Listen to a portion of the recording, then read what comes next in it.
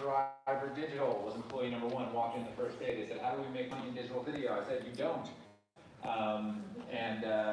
We built that up to about 120 million annual video views, which was about 6 years ago. So it was somewhat impressive at that time. Went to a company called Federator. They made cartoons. I distributed those cartoons, built very large audiences. During that time, I was asked to write research papers that helped build our brand as the best online video programmers in the world, and those papers are available on a site called Tube, and they include things like the definitive guide to making YouTube thumbnails that will be clicked. Don't read that because I'm about to present that. The best days and times to post. This was written 6 years ago, still pretty relevant today, and was the basis for the presentation I gave an hour ago. BuzzFeed, how you can make BuzzFeed style video content. That's a really good one. It was the basis for how we built Channel Federator from 50,000 subs to 1.2 million subs.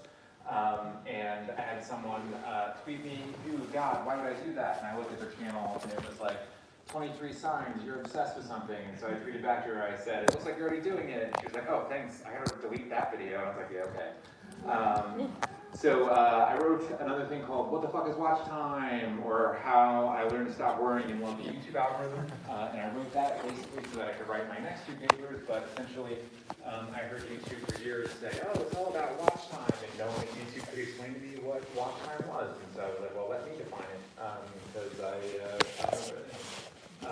So I wrote "What the Fuck is Watch Time?" so that I could write reverse engineering the YouTube algorithm, which is basically a look at the data that allowed us to take Channel Federator from 50,000 subs to 1.2 million subs in the span of a year, doing anywhere between 17 and 25 million monthly views.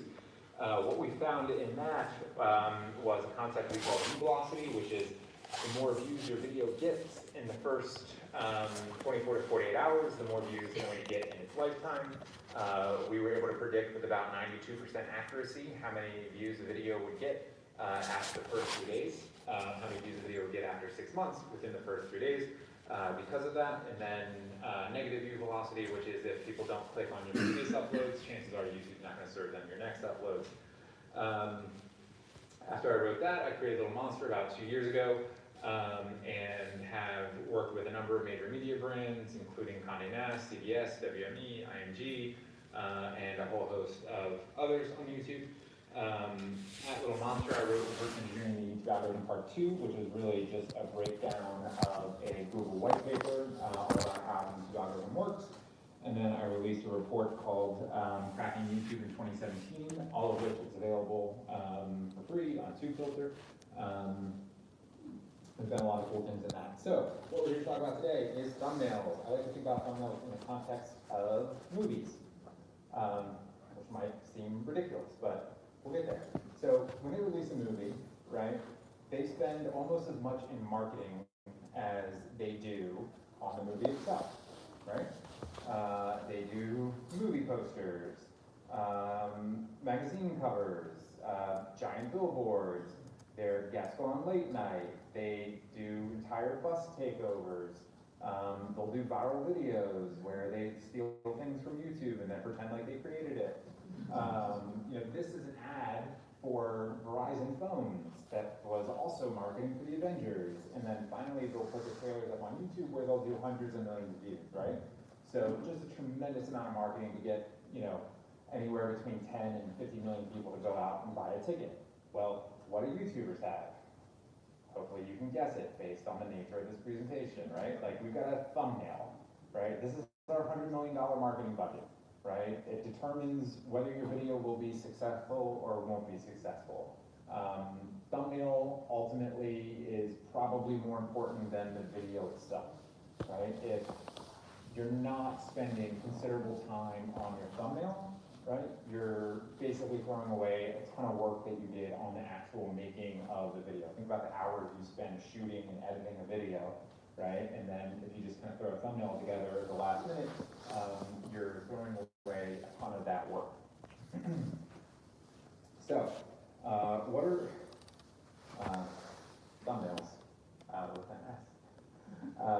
So what are our goals for our thumbnails? Accurately portray what's in the video, get your audience excited about what's in the video, and draw your audience's eye, right? Pretty straightforward. So let's take a look at this. How many people think A is a good thumbnail? Thank you. How many people think B is a good thumbnail? Okay, B is a terrible thumbnail, right? A is by far the best thumbnail, right? Yes, I got this, but thank you. So B is a terrible thumbnail for a whole host of reasons. I'll tell you why A is a great thumbnail as we go through the presentation, but in B in particular, first of all, the characters are basically the same shade of pale as the background, right? You can't really see either of their faces. Yes, the dude's kind of showing a strong emotion of joy, but it's obscured because he's turned away. His hand is literally blocking her face.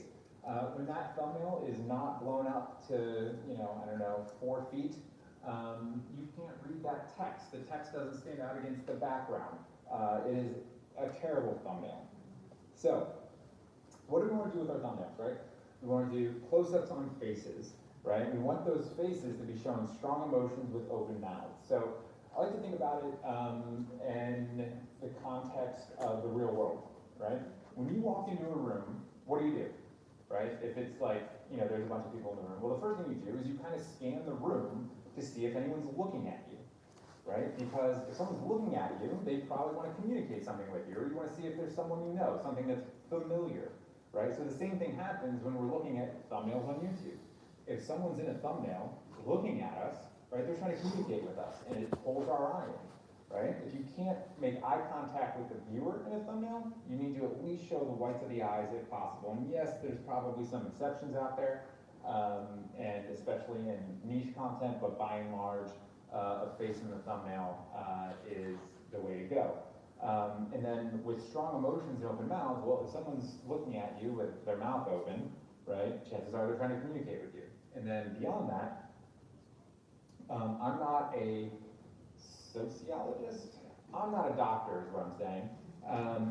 But we exchange a tremendous amount of information just through body language and facial expressions, right? If someone's smiling at you, right, they're exchanging information with you, right? They're saying, I'm happy, or I want to speak to you, or come up and talk to me, right?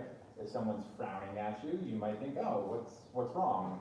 How can I help? How can I be helpful? Right? If someone's got their war face on and is running at you, you know they're communicating like you better take off right now. So close-ups on the face, eye contact if possible, strong emotion. Bright colors and backgrounds. If anybody recognizes some of these people, then you've been on YouTube for probably at least 5 years. I keep this in here because I've been on YouTube a long time and it actually still works. Now the pinwheel is a bit overused, maybe it can make a comeback, but bright backgrounds and bright colors stand out to us. And we definitely see them having a moment right now. That said, contrast and outline still work extremely well. Using text, right? So the number one thing about text in your thumbnail, it should be readable. vidIQ is actually doing a presentation right now on the industry track. They were nice enough to give me a sneak peek at it, and what they found was that thumbnails that have text actually perform poorer than thumbnails without text. They also found that no more than 10 to 12 total characters in the thumbnail will have a higher click-through rate than more than that. So you want your text to be readable and short. Typically, we recommend no more than 3 words and no more than 6 characters per word. This example here at the end, Michelle Fan. This is a god-awful use of text. First, all or nothing, right? That font is super thin and extremely difficult to read when small. Furthermore, she has black text in the lower right corner that's obscured by the timestamp, right? Which is another best practice that comes later, which is don't put anything in the lower right corner because there's a timestamp there. Bugs in branding. This relates more to a concept that I was speaking to someone just a moment ago about, which is consistency. Consistency can be applied to pretty much anything in YouTube, but no more so than your thumbnails, right? Bugs in branding help people identify very quickly that it's one of your videos, right? And if they're watching one of your videos and they like one of your videos, if you help them easily recognize that there are more of your videos, are likely to click on that. And bugs in branding can help with that. All right, designs for the small screen. Now, mobile screens have definitely changed quite a bit in the last 5 years, right? The first iPhone was teeny tiny, and now they're much, much larger, and the scroll in the YouTube app, or in the YouTube homepage on mobile, the thumbnails are much larger. However, the screens are still relatively small, and on top of that, they're usually competing with other thumbnails. So, generally speaking, right, everything I just described is kind of captured in this potential thumbnail, right? Making eye contact, close up on the face, bright background, but when it's small, right, it's not quite as good, right? It's a little bit too far away, it kind of blends in a little bit, so if we punch in, well, that's a much better thumbnail. All right, so colors. Colors is a fun one. So first and foremost, use complementary colors. They make your thumbnails pop and stand out a bit more. So those are colors that are opposite each other on the pinwheel. Try to use yellow in your thumbnails if you can. Yellow light hits both the red and the green cones in our eye at a very high wavelength, and it stands out to us, right? It's why, at least in America, caution signs are yellow, school buses are yellow, right? It's a color that stands out to the human eye. If you can't use yellow, red and green are also very good colors that hit at high wavelengths. You want to make sure that your thumbnails are easy to see and understand. So, anyone want to take a guess as to what that's a thumbnail for? Slime, cake, pancakes. So whoever said cake, you were correct, right? But just look at the variety of responses, right? Usually people say slime because slime's huge right now, but it's for a rainbow cake. So this is a much, much better thumbnail for how to bake a rainbow cake, right? It's very clear, right? If I showed you that thumbnail, most people probably wouldn't say, oh, it's a rainbow cake makeup tutorial, right? You would say, oh, no, it's how to bake a rainbow cake, right? So two different thumbnails for the same video. One is much better because it clearly represents what's in the content. Furthermore, if you do cooking stuff, you always want to show the finished product, and that's kind of true across the board. If it's any sort of like assembly or DIY kind of thing. It represents the first 15 to 30 seconds. So Phil DeFranco actually used to be an example of what not to do in this presentation. He used to start every video with about 1.5 to 2 minutes of rambling and setup. Sometimes he would do a whole story before he got to the story that was presented in the thumbnail and title. And he's gotten much, much better at getting to the story that he is representing in his thumbnail and title in the first 15 to 30 seconds. And I'm sure that's helped him with average view duration and viewership, not that he necessarily needs it, but he's now a really good example of this concept. And so if you know anything about YouTube, you know view duration is incredibly important. And by addressing the value proposition of your title and thumbnail, essentially what are you selling the viewer with the title and thumbnail? Addressing that in the first 15 to 30 seconds is going to keep a significant percentage more people watching your video as opposed to clicking away, right? You have a very, very limited window to hook the viewer's attention and keep them watching. And so you got to talk about the value prop of your title and thumbnail very quickly. So the lower right-hand corner is always obscured everywhere. Try to keep anything important out of that space. Look at your competition. So for the most part, you would probably think, hey, this isn't too bad of a thumbnail, right?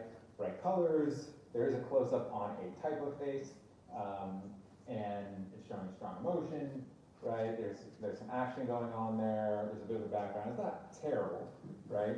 Not the best, but not bad. But this was for a toy channel, right? And this was probably about 4 years ago, right before kind of toy channels became big. And so we looked at this channel's competition, and what we saw was that the thumbnails were very, very different than the thumbnails that this channel was making, right? So by looking at your competition, you're not necessarily looking to do exactly what they're doing because you want your thumbnails to stand out and be slightly different, but what you are doing, right, is finding out what the audience has become accustomed to clicking on, right? So if you make Fortnite videos, right, it probably makes sense to look at other people who are successful making Fortnite videos and see what they do in their thumbnails, because they have a large audience that has shown that creator what they want to click on from a thumbnail perspective. So if you make similar thumbnails, right, you're more likely going to appeal to the audience that has already shown an interest in that type of content. Make thumbnails for your target audience, right? So MatPat, love his stuff, especially the stuff that he does on YouTube. He clearly knows his audience and how to appeal to his audience through kind of high-level art work for the videos, right? You won't see screen grabs in his content, right? The other one is Everything Wrong With It from CinemaSins, right? So every single CinemaSins thumbnail is a movie poster, right? Because every single CinemaSins video is basically a listicle of the movie and everything wrong with that movie. And so if they were taking like glamour shots or images from the movie, that might not appeal to the audience in the same way that an iconic movie poster that audience has seen many times because of the advertising in that movie, it might not appeal in the same way. And so every one of their thumbnails is the movie poster and then text on top of it. So it talks a little bit about consistency. There's three really good examples here. First is Ninja, and then Logan Paul, and then Miranda Sings. So like, one of the things that jumps out about all these creators is that they have very specific elements of their thumbnails that makes it easy to identify as one of theirs, right? So like, Ninja always has the dark background with the little like white things coming in. There's always like white on a yellow text as a form of basically branding, right? It's consistency so that you can quickly analyze it as one of their thumbnails. Logan has yellow and red outlines. Background usually has like a color image over top of it that's a little opaque so you can see what's going on, right? And then obviously him in the thumbnails, it's going to quickly read to the viewer, okay, that's a Logan Paul thumbnail. And then Miranda Sings, close up on the face, usually the low angle, the bright red lipstick, right? There are certain things that are very consistent about her thumbnails that makes them stand out and makes the audience quickly recognize it as one of her thumbnails. So, now that there is thumbnail click-through rate data in your analytics, you don't necessarily have to use AdWords to do A/B testing. But back at Federator, we did some A/B testing for our thumbnails, and we went through 8 different versions of templates for our thumbnails to determine which one was going to have the highest click-through rate, and finally landing on the last one that had by far the best click-through rate for all the thumbnails we tested. AdWords can be a little bit complicated, and if you produce content for YouTube, you're already wearing a ton of hats. So the way to thumbnail A/B test on YouTube is you can just swap out a thumbnail on a video and see what changed in the click-through rate. Typically, we recommend waiting about a week or updating library content to see what the difference in click-through rate is. And then you want to give the new thumbnail about a week or two to really marinate to get a good sample size, because one of the things that can happen is that when you change a thumbnail on an older video, a lot of your audience can go, oh, I haven't seen this video before, because they don't recognize the thumbnail, and so they click on it, which will artificially increase your click-through rate. So you want to give it some time to kind of sit there and work its way out to an average. All right, so makeup and beauty content. Lots of close-ups on faces. Again, most oftentimes the finished product is shown. There's some comparisons. Sometimes they use text. But these are all very good examples. And then this is actually an advertisement that someone was running for makeup and beauty, right? Like, are you kidding me? Like, you're paying for that? All right. All right, so hair, again, oftentimes a finished product. We're seeing a lot of these thumbnails that have multiple images of the hair showing what it might look like from a host of different angles. And again, another ad, like, really, who approved that? It was like, yeah, no, we'll go with that, right? So nail tutorials, always 99% of the time in the most successful channels, close up of the nail, finished product. Sometimes there's a brush in there, but typically it's just kind of like laying on top, right? especially that first one, it was like, it's glitter nail polish on what is clearly not glitter, but they're trying. And then, you know, again, another ad, like, come on. Fashion and beauty hauls.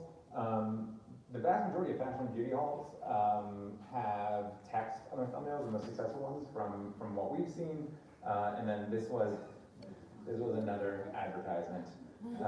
Really, this is just a pitch. Okay. Products and unboxing. It used to be that you really just wanted to show like a glamour shot of the product. That has definitely changed to typically showing a face along with the product, sometimes text, sometimes not. And again, another terrible example. So food and cooking. It used to be in food and cooking that faces and text never worked. People just wanted to click on glamour shots of the food, and that has completely changed. Text on almost every thumbnail, almost always a face of the personality or chef is what's working best, and then this is an ad for Philadelphia cream cheese. Gaming. So one of the worst things you can do as any expert in any field is comment on gaming or anime, but I'm going to go ahead and jump in. So text, almost always. Sometimes there is a face of the host. It kind of depends on whether that host is trying to get traffic from someone who's more popular or is the most popular or very popular. But lots of times, like red arrows and circles and as loud as they can be. If you want a good insight into ways to make things that are probably clickbait, look at gaming. And then this was a thumbnail for a StarCraft video. So an example of what not to do. So that's thumbnails. Moving on to titles. So what are our goals for titles? Accurately portray what's in the video, get your audience excited about what's in the video, and draw your audience's eye. So like exactly the same thing as thumbnails, right? And they kind of work together. But let's go to titles a little bit more depth because it's definitely more nuanced. All right, so what makes a great title? Well, great titles are actually great headlines, right? If we think about YouTube more as like a blog, right, or a radio program, it tends to make a lot more sense. And so great blogs tend to have great headlines, right? So some great headlines for the years, clown runs for prez, that would be funny if he didn't win. Right? Men walk on moon, and then one of my personal favorites, headless body and topless bar. And then similar things on YouTube, right? The angriest babies in the world. I would definitely click on that, right? Katy Perry's cleavage traumatizes mother, right? Phil DeFranco, he's a model titler, never does clickbait. And then Shane Dawson, another one, Lady Gaga tried to kill me. You know, you'd be amazed at how many YouTubers nearly die on a weekly basis. All right, so basic strategies for great headlines. Always use the active voice, so runs instead of ran, right? Nothing happened in the past on YouTube. Everything is happening for the viewer in that moment, so everything needs to be in the active voice, right? MIT computer programmer reveals invisible motion video, right? Like that's not nearly as a good title if you say revealed, right? There's no urgency to it, right? It's like, oh, that already happened. I can watch that whenever. Include a verb. 14-year-old prodigy programmer dreams in code, right? Implies action. Use buzzwords such as secret, exclusive, hidden, revealed, first, limited, right? The richest YouTubers revealed, right? Sounds like, oh, this was like hidden information. It's something salacious. It's something secret. It's literally just these assholes talking about an article, but that might be why they're not there anymore. So use emotionally loaded words such as passion, evil, uprising, Christianity, Trump. Got a lot of emotions on that last one. Under sniper fire in Ukraine uprising, right? Like that's a clickable headline right there. Make reference to tentpole and or trending stories. So easy Easter gift ideas for friends and family, right? Like Easter, if Easter was coming up, you'd want to post this about a week before, references a tentpole event. Good strategy. So this one's one of my favorites. Use pronouns such as you, them, Americans. These are words that mean a lot to us. So Americans are not stupid with subtitles. Thank you. A lot of people give Americans a bum rap for being stupid, and then they elect Trump and confirm our beliefs. Suggestions of wrongdoing or sexual innuendo. Duke porn star exposed, internet explodes. There's 2 in there. Someone got that. Lists and best ofs, 7 fucking reasons to swear more. So a lot of title recommendations are programming recommendations, right? When we talk about programming, we talk about like what the video is about, right? At Frederator, the way we programmed Channel Frederator was actually we would think of a great title and thumbnail, and then we'd make a video out of that, right? It worked really well. So use prime numbers, right? Think about how important prime numbers are to humanity, right? They're incredibly loaded with meaning to us, right? Think about what it means to be first. Think about what it means to be second. Still hurts. Too soon. The Holy Trinity, right? The blank screen. What did I do? I broke it. There we go. The witching hour, right? Lucky number 7, Friday the 13th. Prime numbers mean things to us. All right, ask a question. Questions are great because it creates an information gap in the viewer. Right? An information gap in the viewer is essentially they have to click on your video to get the answer to fill that information gap, right? So why are things creepy? I don't know, Michael Stevens, but I gotta click on your video to find out. And you gotta scratch that itch. Be funny if you can. This is not for everyone, but the Onions are masters at it. Brain dead teen, only capable of rolling eyes and texting to be euthanized. Capitalize your titles if it matches the content. So I know some YouTube exec apparently said yesterday that all cap titles perform worse than non-cap titles. I have a feeling they were just tired of seeing all cap titles. But you know, Logan's content is loud and exciting and seems like it was made by someone who had a combination of bath salts and meth for breakfast. So, you know, if it matches the content, go ahead and capitalize it. But if it's like, how to build a chair! Like,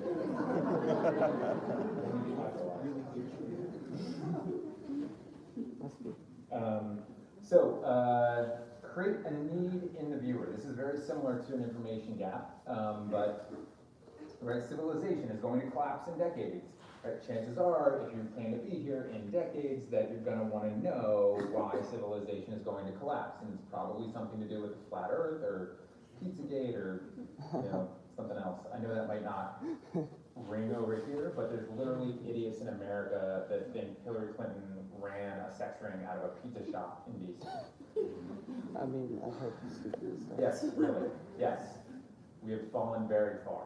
I apologize on behalf of my entire country. What does human taste like? I don't know, Michael Stevens. Please tell me.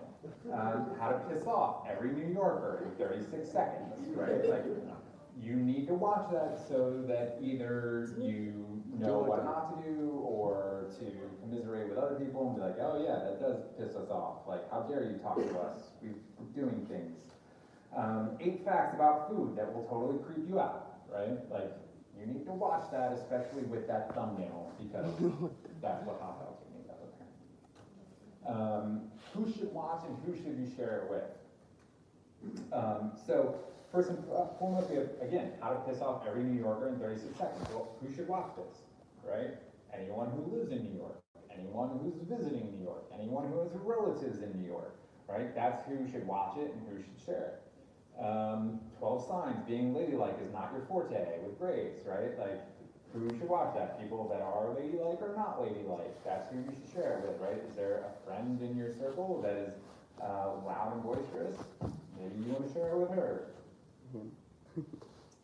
Don't read into that last comment.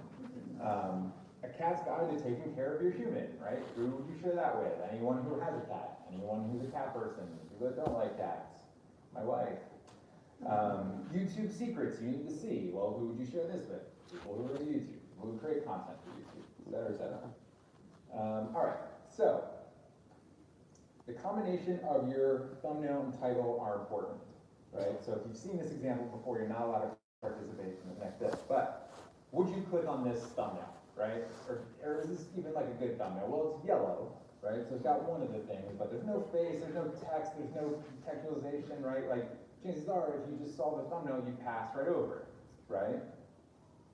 But you would definitely click on that, right? Like, how dare you tell me that's not yellow, Michael Stevens?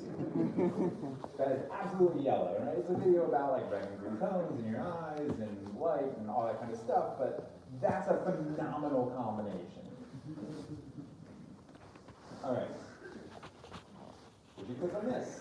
Right? Now imagine this is very small and on your phone screen, right? But there's no face, like, yeah, maybe there's a little bit of orange in the background, right? You can't really tell what's going on. Everything kind of blends together. It's even kind of blacked out on the sides. Like, chances are you probably would scroll right past that if you didn't see the title, right?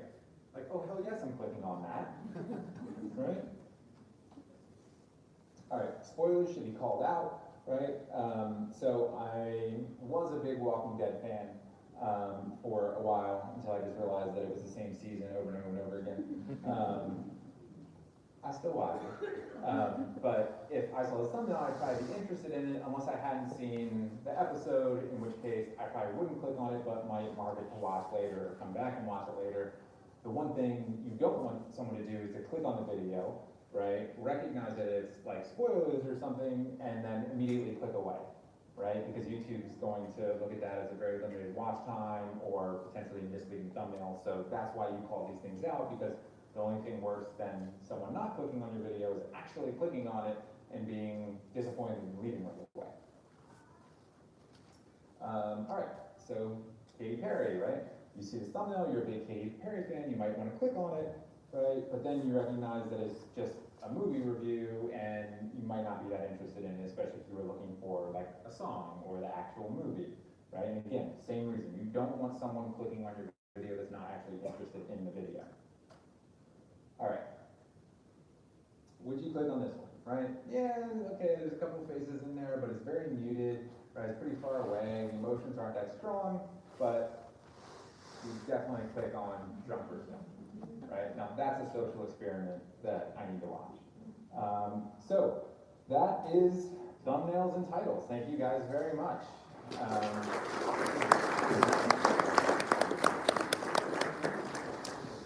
So I think actually through that in record time, we got